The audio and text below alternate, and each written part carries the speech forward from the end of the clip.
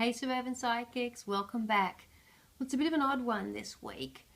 I had all these plans about what the month of May and June were going to look like, and the shit hit the fan and all those plans went out the window. So you'll see from week 21, I was kind of all ready and geared up to go and do Sydney Writers Festival, and that never happened because I got a call from a hospital who had my father, and it turns out he has a brain tumour which had been identified in a scan that day. He's since been operated on for that brain tumour. He had a stroke following the operation which incapacitated him further. And everything went out the window. Life went out the window as life became all about him and being with him and being there for him.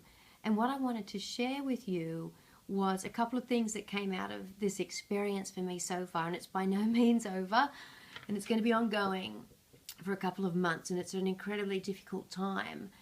But Suburban Psychic for me is all about believing that I'm connected and getting information from life and the universe supporting me, hopefully, all of the time. And not just when I ask a question and pick some oracles in answer to a direct question, but all of the time. And that really came through for me during this experience. I watch a frequent astrology report by Kaipacha, fantastic weekly Pele report that I highly, highly recommend, because it's all about evolutionary astrology and what's going on in the environment and how that's going to impact you. So I was going through an intensely difficult time whilst the energies of life were intensely difficult, and it helped me enormously knowing that information and knowing that I could be triggered to go this way, not that way, that I could be triggered into drama and distress, and therefore I was trying to be as self-aware as possible during this time. And so that information came to me, and I realized this is an oracle supporting me right now and just saying to me, gently, gently, don't fly off the handle. And I had relatives around me who were taking a very different approach to what was happening, and I was just as distressed as they were, but having this broader knowledge about myself and how I could be triggered in these situations helped me manage myself and my responses better. So that was something really valuable to learn.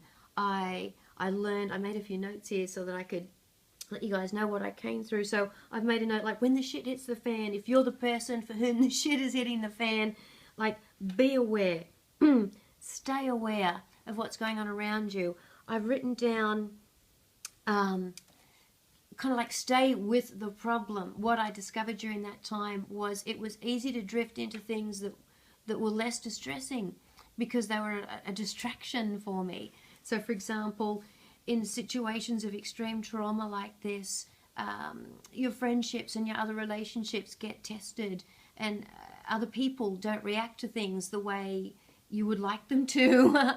And some friends step forward into your space and they're absolutely there for you, and some friends step away. And I found that it was easier for me to be kind of a little concerned and disappointed about the friend that had stepped away than the friends that were there for me. And I'm open and curious about myself and life, and I realized this is really interesting. I'm finding it easier to be distressed about something that in the scheme of things is pretty small compared to what's going on for my dear father. And I didn't want to focus on the support from my friends, because I realized every time I thought about the support I was getting, it took me into the problem. And this is what I want you guys to hear. When I thought about and tried to go into gratitude for the fantastic people, the friends that rained me every single night while I was at that hospital with my father 13 hours a day for 2 weeks, during those couple of first critical weeks, phoned me every night just to check in. The friends that drove up from Sydney to Newcastle to just take me out to lunch so that I didn't have to sit in a hospital for the 10th day in a row eating bad food. To the friends that said, you're not going to go through this alone. We're going to be there for you. We're going to do anything you need. And every time I tried to go into gratitude and think about the beautiful support I was getting, I would just break down. And I realized trying to connect with my gratitude was actually taking me into the problem, something so overwhelming, something I couldn't control. And yet if I thought about the mild disappointment of being let down by somebody who I had trusted and relied on, that was like an easier pain, because it didn't make me cry, strangely enough. I was too numb. But I just found that fascinating, that my little ego mind, the little monkey mind, wanted to go over here to this little small problem which it thought it could just run around in circles and get a handle on, versus the massive situation, the shitstorm that I found myself in the middle of, that I have no control over, and yet I'm responsible for so much at the moment on my father's behalf. So I wanted to just share with you that experience, and to say, don't be afraid to go into that vulnerability, that pain, that confusion, that uncertainty. It's better than distracting yourself and stepping away from it. So step into the kindness of others, even if it really, really brings up some incredible distress for you. I think it's cathartic, and I think it's incredibly important for your own personal growth. And the other thing I wanted to say is, if the shit's hit the fan for someone you know, here's how to be a friend. What I discovered in this process is friends that said, oh, I'm here for you. I actually had to say, that's not going to work for me right now. I'm so overwhelmed and so distressed. Don't make me work for our friendship. Don't make me ask you to care. Don't make me call you hoping that you give a shit. I really discovered that the support was in the people that stepped into my space. So if you've got a friend who's going through something incredibly traumatic, step into their space. They'll let them tell you what they don't need, but don't sit back on the sidelines. I can't tell you how distressing it is to be alone and unsupported during something like this. So the friends that rang and said, I'll call you back tomorrow night, see you later, and hung up before I could even say, no, don't call me again. You don't have to call me every night. And then I realized, my God, I really needed that call every night. And the friends that said, you know, what are you eating at the moment? Can I bring you something to eat? Why don't I drop over and just bring you something I've cooked?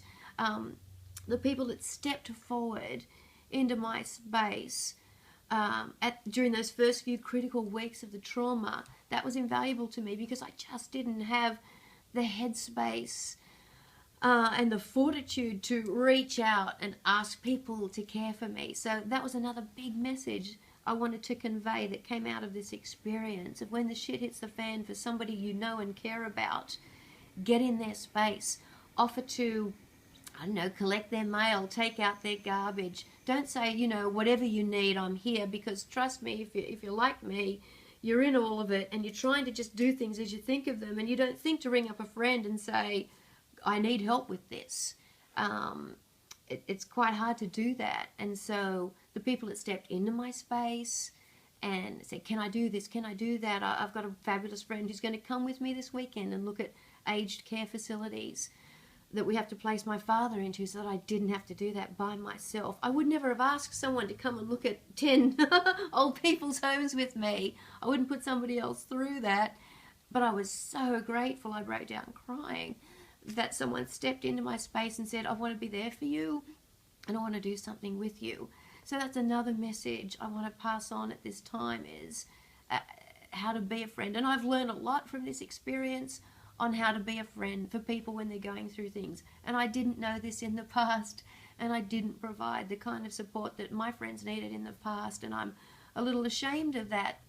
I just didn't realize what was necessary, but I realize it now. And I think that's the beauty of self-knowledge, self-awareness, is growth. I'm not the same person I was before this happened. I won't react to situations for myself or other people the same way in the future. And I think that's what we all want from consulting with oracles, from connecting with the universe, from connecting to a bigger wisdom than our own. We want to grow and change as people and say, gosh, when you went through that, I didn't realize I should have stepped into your space, but I know it now, and trust me, if this ever happens again, I'm going to be in your fucking face offering support and offering help. So I think any information that we get from the universe I always say this, it's, you know, the question itself and any information you get should drive you forward, not keep you stuck. And in this instance, so much has come through to me that's taking me forward as a person at this time, even though pretty nasty circumstances to be going through to do that. So, bit of a strange week this week, won't be picking any oracles, but I just wanted to share that oracles came to me, even though I wasn't looking for them. Through a synchronicity, I was feeling quite alone a couple of nights ago. A friend said they'd sent an email. I couldn't find it. I went into my spam folder. I found some other emails that shouldn't have been in there. I clicked on one from Story Waters, who I always enjoyed listening to, watched his thing on YouTube, noticed in the side menu that he's connected to Lee Harris. Hadn't heard of Lee Harris, but for some reason I felt like clicking on Lee Harris, watched his June energy report, and the exact words he said were, through everything that's happening at the moment, you probably feel alone right now, but the universe has your back. How fantastic, hey? I'm sitting alone, saying to myself, I feel alone, and then I just happened to click on a few emails, not even looking for an answer or a response in life. Use that to respond to me. It led me down those pathways to respond to me. And that's what oracles are, and that's what oracles do, and that's what I believe life in the universe does. And so I hope that by sharing this with you, if you've happened to click on this, that my experience informs your experience, and that you know, what I've been through and describing it can help and assist you in some way, because I really have had this amazing demonstration of my connectedness to a life that's isn't tangible to me, and yet coming across a message that actually says you're not alone and the universe has your back. You can't get more tangible than that. And I just felt blown away by that moment, and I wanted to share it with you guys. So that's it for this week. Bit of an odd one. I did end up doing a meetup group, which was something I said in week 21. And what I'm going to do over the next 5 weeks is split what came out of that meetup group and post those individually, because at the moment I'm still backwards and forwards to my father every weekend. He lives 90 minutes north of here. And so it's limiting my ability to devote time to Suburban Psychic. I am going to have another meetup in a couple of weeks' time, though, so I'll get some more content from that. But if any of you have got a question, send it through, and I'll do my very best to answer it. And do keep that focus that you are connected, and the universe is trying to speak to you at all times, and I've absolutely experienced that over the last trying period of weeks. And it's been an amazing support for me. So, my dear, dear little Suburban Psychics, what's your question?